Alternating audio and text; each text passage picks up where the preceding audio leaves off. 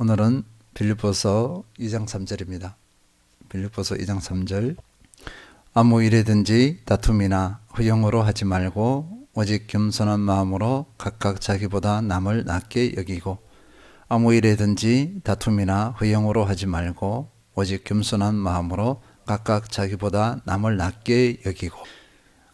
사도 바울은 빌립보서 2장 1, 2절에서 빌립보 교회에서 싹트고 있는 분열의 조짐을 극복하는 비결을 가르쳐 주었습니다. 말씀의 겉면을 서로 주고받고 사랑의 위로, 사랑의 교제, 긍휼과 자비, 같은 마음, 같은 사랑, 영과 목적에서 하나됨을 예로 들었습니다.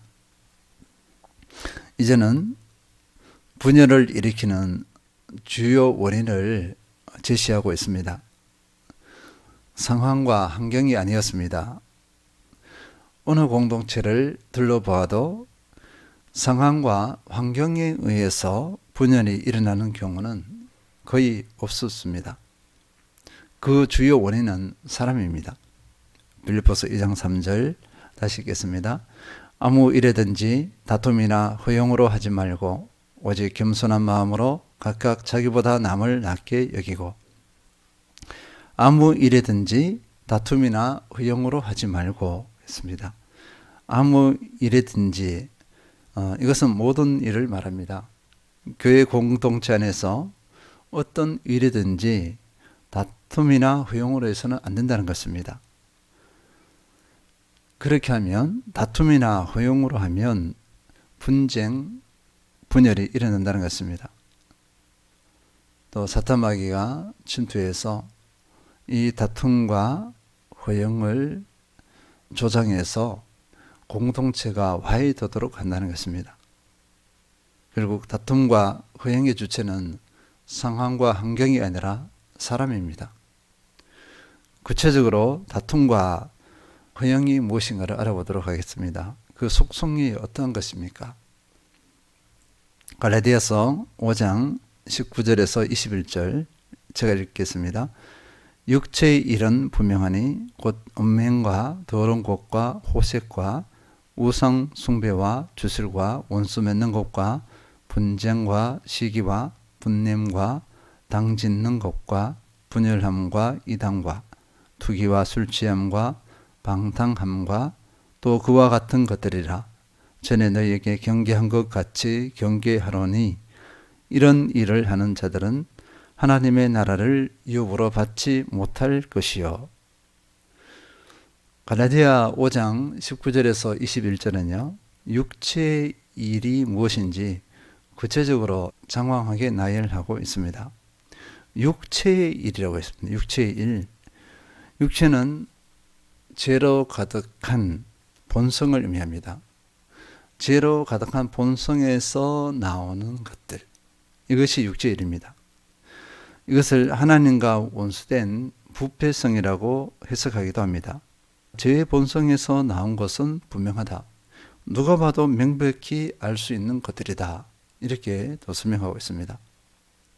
그 예를 오늘 방금 읽은 19절에서 21절까지 나열하고 있습니다. 이 항목들에 무엇이 있냐면요, 다툼이 있습니다. 다툼과 허용이 정말 죄악된 속성에서 나온 것인가? 하나님을 알기 전에 형성된 부패한 속성인가? 이것이 정말 거룩한 생명의 교회 공동체를 해치는 주범인가를 살펴봤으면 좋겠습니다. 먼저 다툼을 확인해 보겠습니다.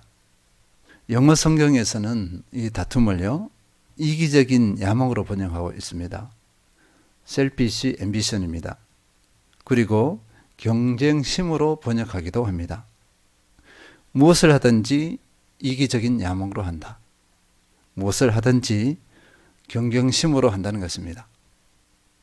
이기적인 야망, 경쟁심은요, 자신을 내세우고자 하는 욕구가 작동합니다. 자신의 이익이나 권력에 집착합니다. 당연히 경쟁할 수밖에 없습니다. 경쟁이라는 것은 자기 이익이 내재되어 있습니다. 다른 대상을 이겨야 합니다. 그러니까 수단 방법을 가리지 않습니다. 그리고 다른 대상을 짓밟습니다. 각종 죄악의 유혹을 받습니다. 야고보서 3장 16절 시기와 다툼이 있는 곳에는 혼란과 모든 악한 일이 있음이라. 이 시기와 다툼이 있는 곳에는 혼란과 모든 악한 일이 있다. 갖가지 악한 일들이 일어납니다. 무엇을 하든지 그 동기가 순수하지 못합니다. 하나님이 동기되지 않습니다. 그리스도가 동기되지 않습니다. 무엇을 하든지 그 동기가 오직 자신의 이기적인 욕망입니다. 자기 중심입니다. 그래서 이런 사람은 포 크라이스트, 그리스도를 위하여 이 삶이 무엇인지 모릅니다. 그렇기 때문에 무슨 일을 하든지 대립각을 세웁니다. 대립각을 세운다는 것은요, 충돌을 의미하는 것입니다. 무엇을 하든지 이 사람 저 사람과 늘 부딪힙니다. 그리고 긴장관계에 있습니다. 또 과도하게 예민합니다. 이것을 가지고 천박한 이기주의, 비열한 본성이라는 표현을 하기도 합니다. 이렇게 정리해놨더라고요. 그래서 참 잘 표현했다. 이 상황을 가지고 천박한 이기주의, 비열한 본성 한 게 참 설명을 잘 해놨다 싶더라고요. 다툼은 거듭난 그리스도인의 삶의 방식이 아닙니다. 옛사람, 옛삶의 방식입니다. 옛자아의 모습입니다. 이 옛자의 모습, 옛삶의 방식은 곧 사탄마귀의 삶의 방식입니다. 세상의 삶의 방식입니다. 교회 공동체에서 거듭났다 하는 그리스도인이 이기적인 야망이나 경쟁심 가운데 있다면 아직 옛사람, 옛자아에서 벗어나지 못한 상태라 볼 수 있겠습니다. 이런 사람들은 공동체에서 트러블을 일으킵니다. 트러블 메이커입니다. 공동체에 해악을 주는 인물들입니다. 믿음의 사람은 세상적이요, 마귀적이요, 육체적인 이기적인 야망, 경쟁심에서 벗어나야 합니다. 방법은 단단합니다. 로마서 6장 5절에서 6절 만일 우리가 그의 죽으심과 같은 모양으로 연합한 자가 되었으면 또한 그의 부활과 같은 모양으로 연합한 자도 되리라. 우리가 알거니와 우리의 옛사람이 예수와 함께 십자가에 못 박힌 것은 죄의 몸이 죽어 다시는 우리가 죄에게 종노릇하지 아니하리여 함이니. 옛사람을 십자가에 못 박아야 됩니다. 그러면 나는 새로운 피조물, 참 자아의 사람이 될 수 있습니다. 제가 계속 자주 반복해서 사도 바울의 예를 듭니다. 내가 십자가에 못 박혔나니 했습니다. 그리고 나는 날마다 죽노라. 사도 바울에게도 이런 도전이 늘 다가옵니다. 이기적인 야망, 경쟁심이 늘 다가온다고 볼 수 있겠습니다. 그런데 사도 바울은 이것을 이겨냈어요. 이기적인 야망이나 경쟁심이 다가오지 않는 사람은 없어요. 모두에게 이런 어둠이 다가옵니다. 유혹을 합니다. 그런데 차이는요, 이것을 이겨내느냐 아니면 이것에 사로잡히느냐, 여기서 갈려집니다. 사람은 다 똑같습니다. 왜냐하면 원죄의 속성이 있기 때문입니다. 본질적인 죄의 그 속성을 가지고 있기 때문에 그렇습니다. 이 옛사람은요, 이기적인 야망, 경쟁심은 거룩에는 무기력합니다. 거룩한 삶과는 상관이 없습니다. 무능력합니다. 그러나 새사람, 참 자아의 사람은 거룩을 즐거워합니다. 거룩을 추구하고 거룩의 삶을 살아냅니다.